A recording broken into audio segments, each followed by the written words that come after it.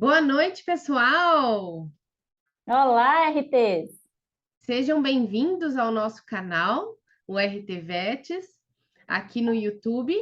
E hoje é nossa aula inaugural. Vamos falar um pouquinho de uma temática que é bem cobiçada. Muitos perguntam para a gente: quanto ganha um responsável técnico? Mas antes disso, não é, Raquel? Se inscreva no canal se você ainda não é inscrito. Nós estamos começando agora com o canal do YouTube, vai vir muito conteúdo bacana para vocês. E além disso, curte esse vídeo para poder chegar a mais profissionais. É muito importante essa participação de vocês, até para a gente alcançar outras pessoas que querem trabalhar como responsáveis técnicos, vocês ajudarem a gente no canal. E o importante é que nas aulas que a gente vai ministrar aqui no canal, todas as segundas-feiras, às 20 horas, horário de Brasília, a gente vai trazer dicas importantes e assuntos interessantes sobre responsabilidade técnica. Muitos assuntos que às vezes vocês não sabem ou têm dificuldade na hora de uma negociação, na hora de atuar como responsáveis técnicos, e esse é o nosso objetivo, facilitar a vida de vocês. Isso mesmo. E se você ainda não conhece a nossa rede social no Instagram, é rtvets, rt.vets, pode seguir a gente lá também. Isso mesmo. Bom, o nosso assunto de hoje vai ser sobre quanto ganha um responsável técnico. A gente vê a frequência de perguntas que os profissionais colocam para a gente no Instagram, por mensagem no WhatsApp, na nossa comunidade, na nossa escola RTVETS, e até mesmo em contato com os profissionais quando a gente atua diariamente, né, com os médicos veterinários, a gente vê que o profissional tem uma dificuldade em precificar o seu serviço, como é que ele vai cobrar, quanto cobra para desenvolver o trabalho como RT do estabelecimento que ele vai exercer a sua função.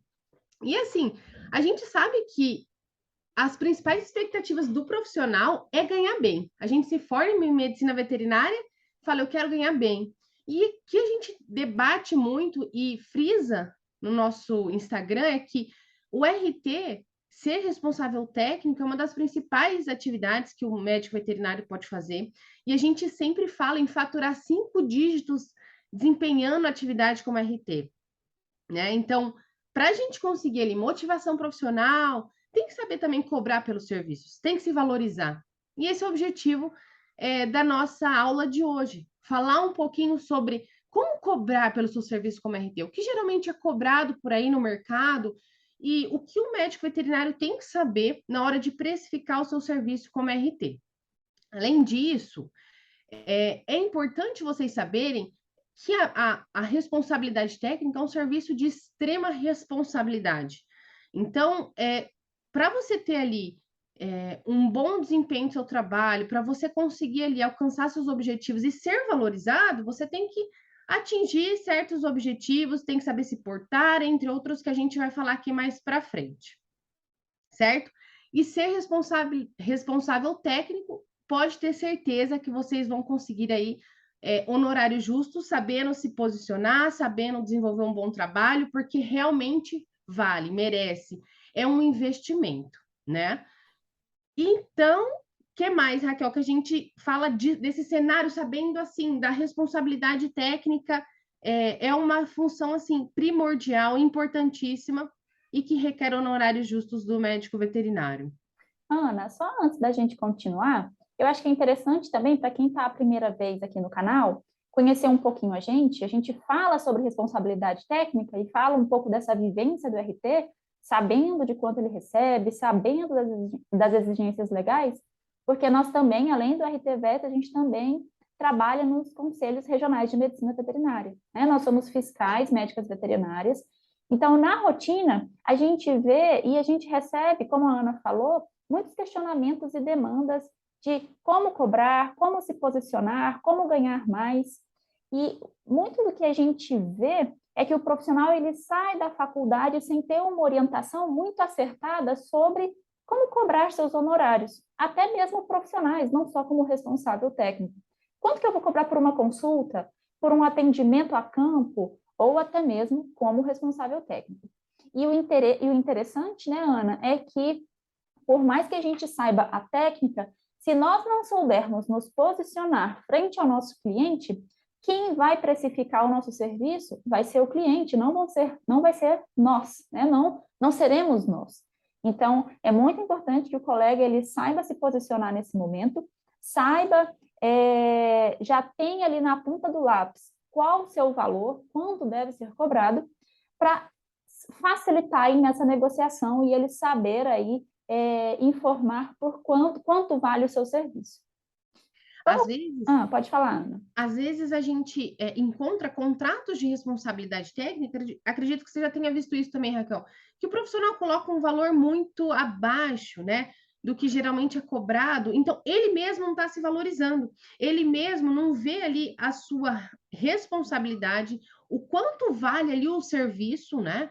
Então ele não sabe mais ou menos se posicionar e também precificar o serviço, mostrar ali que o real trabalho que ele desenvolve é de extrema responsabilidade e requer honorários justos, né? Isso que a gente vê no dia a dia. Então, vamos começar falando um pouco aí, já que a gente já deu esse panorama geral sobre a situação que a gente encontra, vamos falar um pouquinho como nós definimos os honorários do responsável técnico. Primeiro, acho que é importante a gente falar da importância desse RT.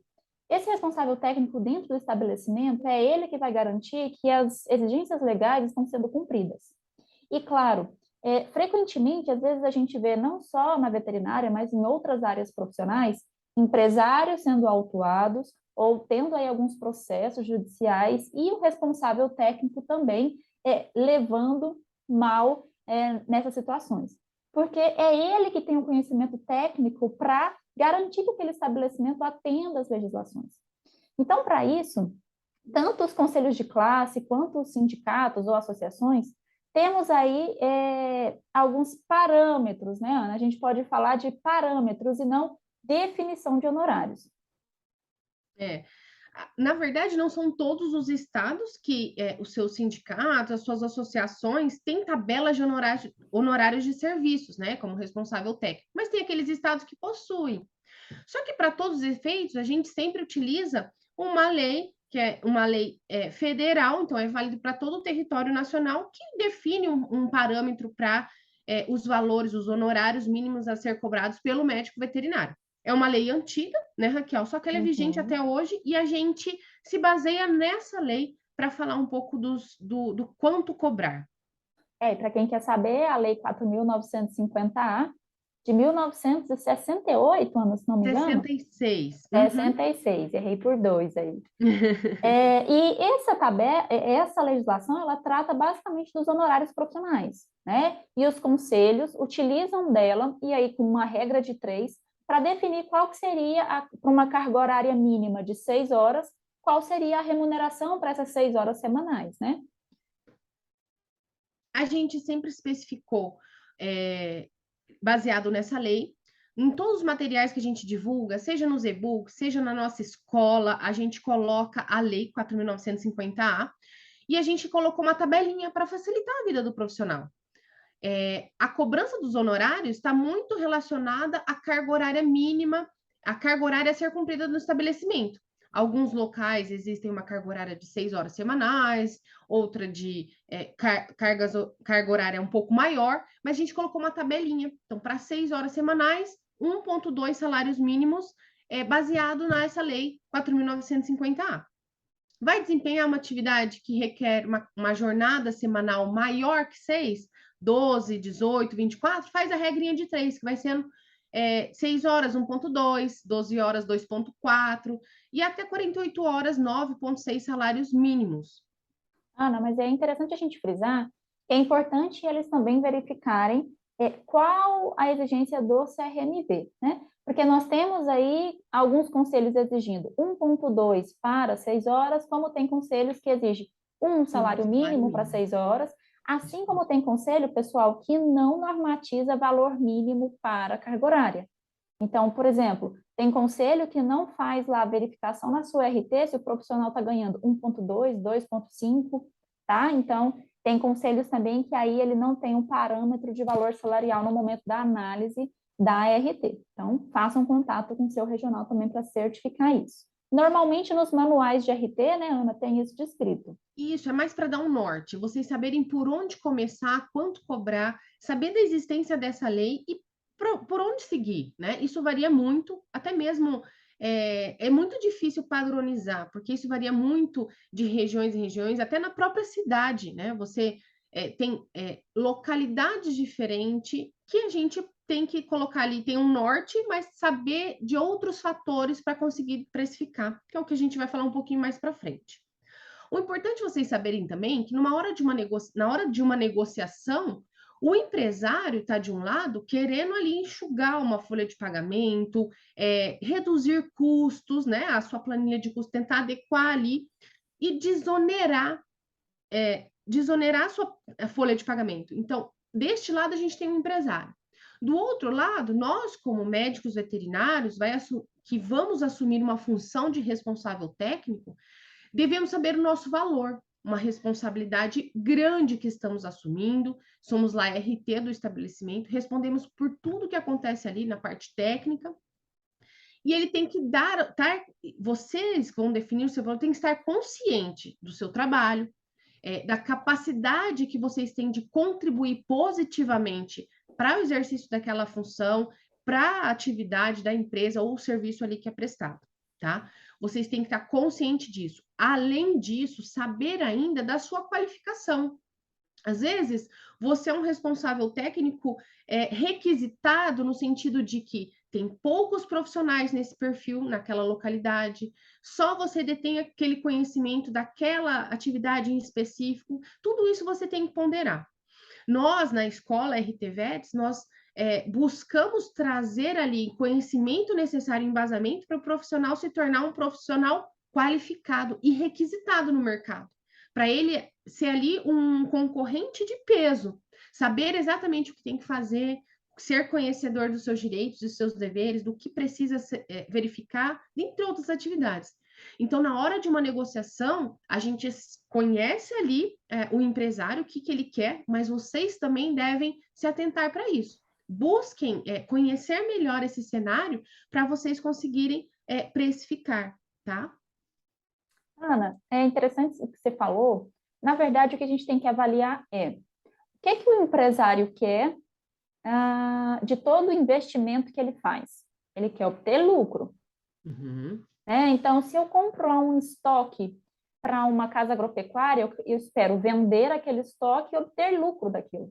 Se eu compro animais ou levanto aí uma quantidade de animais que vão ser leiloados naquele meu leilão, que precisa de um RT, né?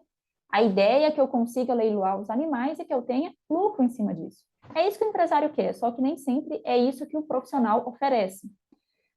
Pode ser falado assim, mas eu só tenho que fazer com que o estabelecimento cumpra as exigências legais. É isso, mas em consequência disso, eu tenho que trazer mais eficiência para os processos, eu tenho que saber e identificar onde estão os gargalos da empresa, para eu poder, aí sim, trazer essa lucratividade que ele espera, utilizando, claro, das legislações existentes e também do Código de Ética. E aí é muito importante essa questão de como lidar com o empresário, porque muitos profissionais basicamente vão na onda. Recebem ali uma proposta de 100, 200, 300 reais para ir uma vez na semana, uma vez a cada 15 dias e aceitam. E envolvem o seu nome em empresas que ele nem sabe o que está acontecendo lá dentro. Pode estar acontecendo uma vacinação de balcão, ou um envio inadequado de uma carcaça para o comércio local. Então, tudo isso ele deve avaliar no momento que está ali aceitando um contrato de RT. Uhum. E aí, Ana, o que então, vamos falar aqui para quem está assistindo a gente, o que o Código de Ética fala no momento que a gente tem que definir os nossos honorários? O Código de Ética traz alguns parâmetros, né, para a gente definir os honorários. É bem geral. E a gente trazendo na ótica da responsabilidade técnica, a gente pode adequar esses parâmetros. Vamos lá. O primeiro deles que o Código de Ética traz, que é para saber colocar preço, né, definir os seus honorários, você deve conhecer, né, o trabalho e o tempo necessário para realizar as suas demandas, o procedimento necessário. Como responsável técnico, a gente tem que conhecer o trabalho que a gente vai desempenhar, conhecer a empresa, saber o quantitativo de trabalho ali a ser cumprido, que às vezes essa carga horária mínima, que eu falei que está intimamente relacionado com a remuneração, então quanto mais tempo você passa na empresa, claro, você vai pedir uma remuneração maior. Então, saber ali o que vai desenvolver e o tempo que você vai atender essa demanda é fundamental. E vale ali, quando a gente fala, vale lembrar que naquela balança que coloca o empresário e o RT, ele vai querer que pague o mínimo. Ah, já que tem o mínimo a ser cumprido, vamos colocar ali 6 horas semanais, se for o mínimo a ser estabelecido naquele regional. Só que às vezes o profissional não dá conta de cumprir todas as suas demandas e suas necessidades em 6 horas. E aí quem define isso é o médico veterinário que vai assumir a função, porque fica ao seu cargo, a sua responsabilidade, tudo aquilo. Então, às vezes, tem lá muito trabalho, uma demanda muito alta, e um tempo baixo para executar essas tarefas, isso pode comprometer o seu trabalho. Isso. E aí a gente tem, esse seria então o nosso primeiro item, né? Primeiro item. O segundo seria então a complexidade da atuação profissional. Então, o quão complexo é o serviço a ser desempenhado, né? Então, se eu vou desempenhar um trabalho em que vai exigir de mim uma carga, às vezes, mental, uma carga física, né? E que eu vou ter ali uma complexidade na atuação como responsável técnico, eu preciso também pesar isso no momento que eu vou valorar o meu serviço, né? Exato. E o outro é no local, tem que levar em consideração o local de prestação de serviço. Às vezes, tanto para o deslocamento, para você fazer a definição da carga horária, quanto também o local onde você vai executar. Diferente você assumir a responsabilidade técnica no centro de uma cidade ou numa área rural, que requer ali um deslocamento, requer o combustível que fica a cargo do profissional responsável técnico. Então, esse deslocamento também tem que ser levado em conta.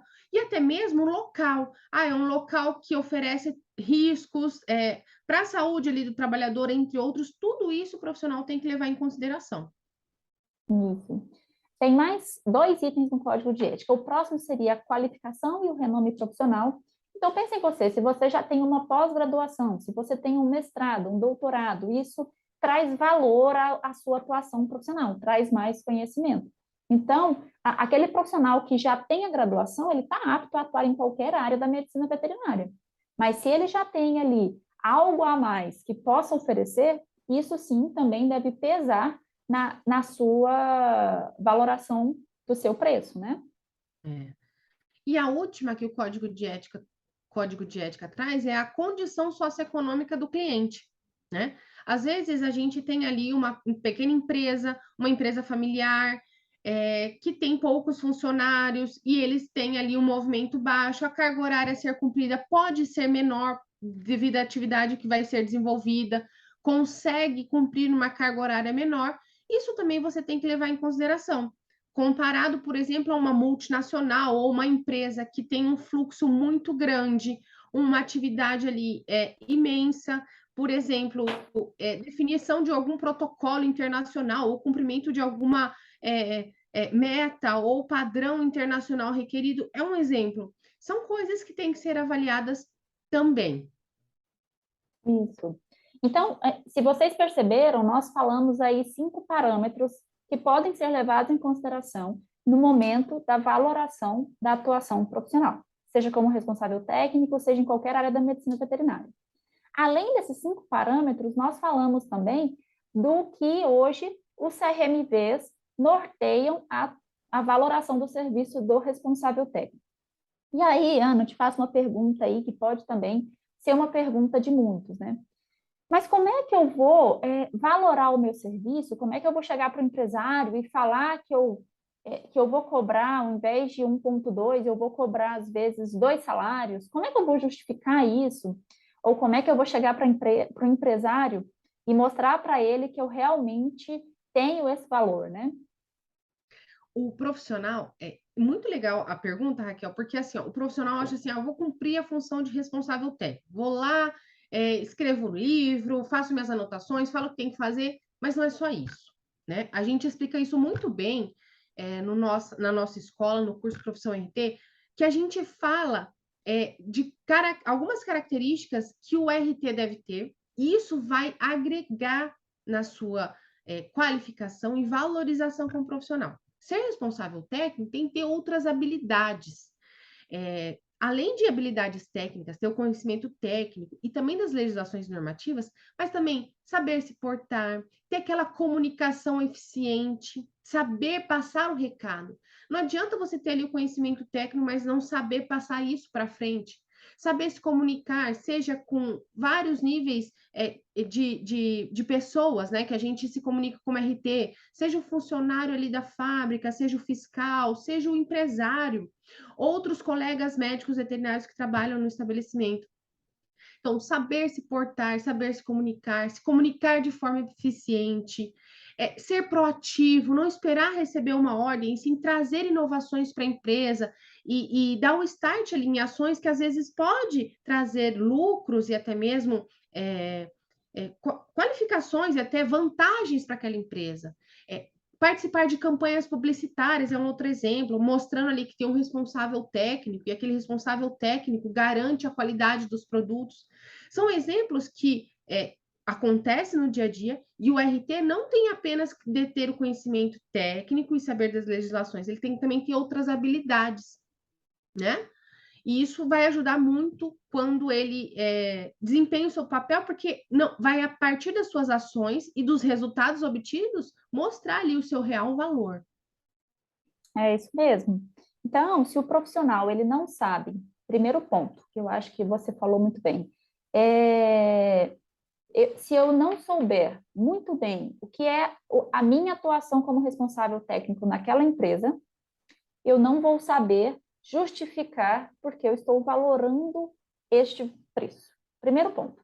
Então, qual a minha importância dentro dessa empresa? O que eu vou trazer de diferencial para a sua empresa? Por que você vai lucrar me contratando? E, por fim, por que eu vou cobrar esse valor? Porque eu tenho conhecimento X, Y, Z, curso tal e tal e tal, e, consequentemente, porque eu sei que eu vou poder prestar um ótimo serviço para a sua empresa e ela não vai ser autuada. Essa é uma palavra muito forte, né, Ana, que eu acho que é muito boa de ser usada, porque se a empresa ela utiliza da legislação, se ela se baseia na legislação, evita-se penalizações e multas, que seja pela Agência de Defesa, pelo Ministério da Agricultura, pela Vigilância Sanitária, pelo próprio Conselho, pelo PROCON. Então, tem inúmeros órgãos que fazem fiscalização e autuam as empresas.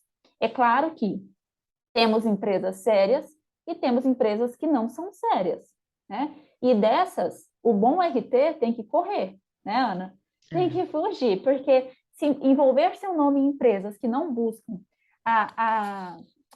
o mesmo que você, né, que é seriedade na atuação, prestação de um bom serviço, não alie seu nome a essas empresas. Mas para aquelas que querem atuar e atender o que está previsto com relação à qualidade do produto e serviço, eu tenho certeza que, se vocês souberem se posicionar e mostrar tudo isso que a gente falou nesse passo a passo aqui, é muito simples, tenho certeza que vocês vão conseguir esses 5 dígitos ou até mais do que nós falamos aqui, né? Porque é trabalhando com seriedade, sabendo mostrar isso para o seu cliente, é que você vai convencê-lo da sua importância. E uma coisa que eu acho que a gente deixou passar, mas em tempo ainda da gente falar, que às vezes o profissional não sabe que ele pode assumir mais de um contrato de RT. Então ele pode ter mais de um contrato, cumprindo uma carga horária que seja viável para ele na semana, comparecer ao estabelecimento, fazer o seu trabalho. Então, colocando o mínimo salarial estipulado pela lei e o quantitativo de contratos que ele pode ter até cumprir o seu horário na semana, ele pode sim faturar esses 5 dígitos desempenhando a função como responsável técnico. Não só isso, né, Ana? Além da responsabilidade técnica, em todas as empresas aí que o profissional atuar, nós ainda temos as oportunidades ocultas. Mas eu acho que a gente está dando spoiler das próximas lives. Das lives, exatamente. Acho que a gente cumpriu o objetivo agora de falar tudo sobre quanto ganha um responsável técnico, né? Um mistério que muitos profissionais não sabem como cobrar ou têm dificuldade na hora da negociação, a gente conseguiu trazer aqui de forma clara para vocês essa temática. E se não tiver ficado claro, deixa sua dúvida aí nos comentários, conversa com a gente no direct do Instagram, que a gente vai estar à disposição. Isso mesmo. Obrigada, pessoal, por estar aqui com a gente e esperamos vocês em uma próxima. Até Tchau, tchau. mais! Tchau, tchau!